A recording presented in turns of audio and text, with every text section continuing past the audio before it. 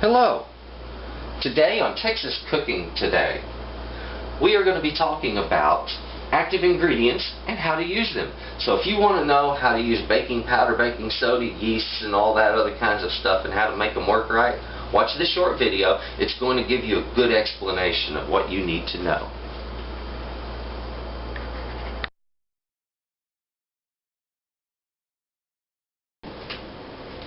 Hello! Welcome back to Texas Cooking Today. Today we are going to be talking about active ingredients.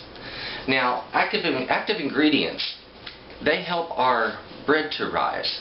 They help cakes to become light and fluffy. They are the ingredient that we add that brings sort of a chemistry side to cooking. So let's take a look at what we have here.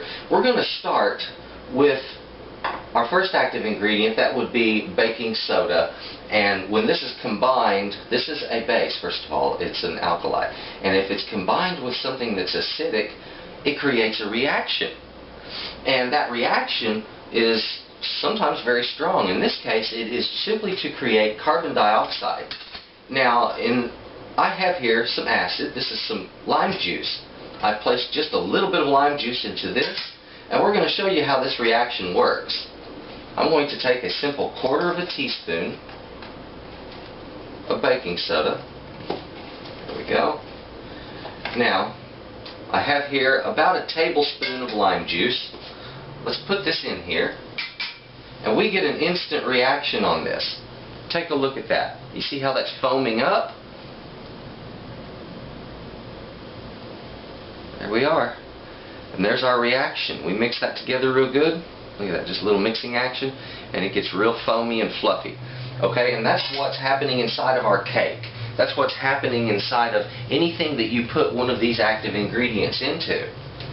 Whether it be cream of tartar going into something like a sugar, like let's say peanut brittle. At the end of cooking, you put in cream of tartar, it becomes fluffy.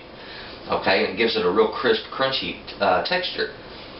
The baking soda combined with cream of tartar gives you baking powder.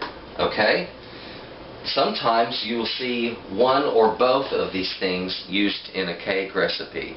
And it'll be, if it's baking powder, that means that this product has already had a combination of soda and cream of tartar, and they use another material. It's an inert material, usually cornstarch, and that keeps these two from reacting with each other while they're in dry form.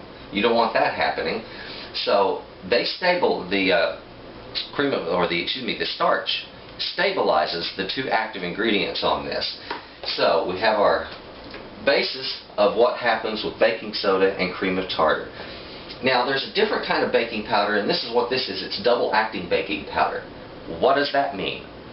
Double-acting baking powder means that there are two different items in this that is reacting with the sodium, and it happens at two different time periods.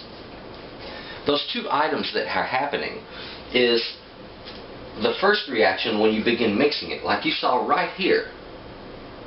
Look at that. It's still going in. The second reaction when you put it in the oven and it starts getting hot, because the first reaction gets killed at that point from the heat of the oven. So you need something else to keep pushing it up.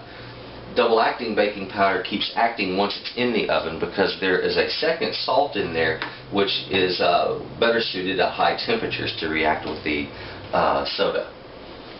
Now, let's move on to a little different way of making things rise up. Another active ingredient. I have right here some yeast. Yeast is what causes our bread to rise, and for the yeast to work, it has to have plenty of time.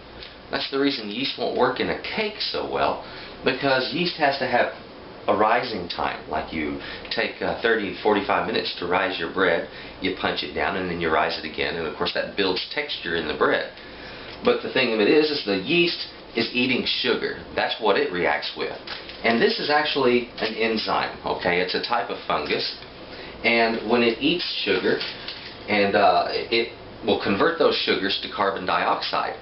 It also produces a second byproduct, which is alcohol, and that's why yeast is used for making wine, for making beers, for making other alcoholic beverages. It all starts with yeast. It doesn't matter even if it's liquor, if it's vodka.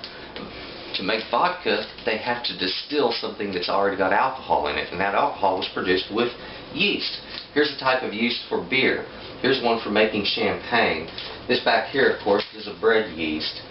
These all produce different desirable results. Now, in bread, the yeast is used to rise it up. In alcohol, or wine, let's say, it is used to produce the alcohol. In beer, it's used to produce the alcohol and to produce the carbon dioxide. If it doesn't have carbon dioxide in the beer, well, it's not going to build pressure, it's not going to get fizzy, okay? And that's what the yeast does there. So it's doing two things for that. So you have two different active ingredients here.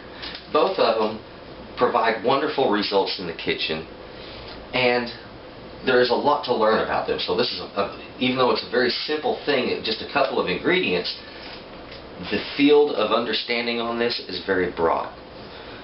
Now, if you'll notice, our original reaction is starting to die. This is important to know. This is the reason double-acting baking powder is important, because you want something else in there to react with the soda later on after the first reaction is finished. Alright? So, there is your basis on active ingredients.